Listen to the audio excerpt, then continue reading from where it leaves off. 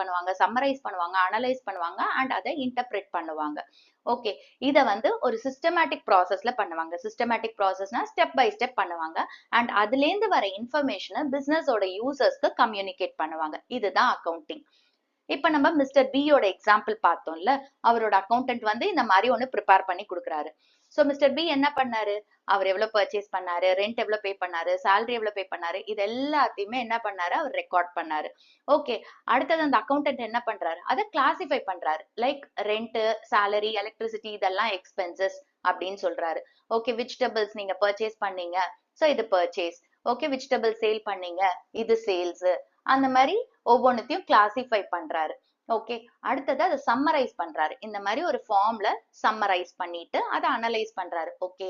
இதுல இருந்து உங்களுக்கு இவ்வளவு ப்ராஃபிட் வந்திருக்கு, உங்க கையில இவ்வளவு கேஷ் இன் ஹேண்ட் இருக்கு, கேஷ் அட் பேங்க் இருக்கு, பர்னிச்சர் இவ்வளவு இருக்கு, நீங்க இவ்வளவு மணி இன்வெஸ்ட் பண்ணீங்க, உங்களுக்கு ப்ராஃபிட் இவ்வளவு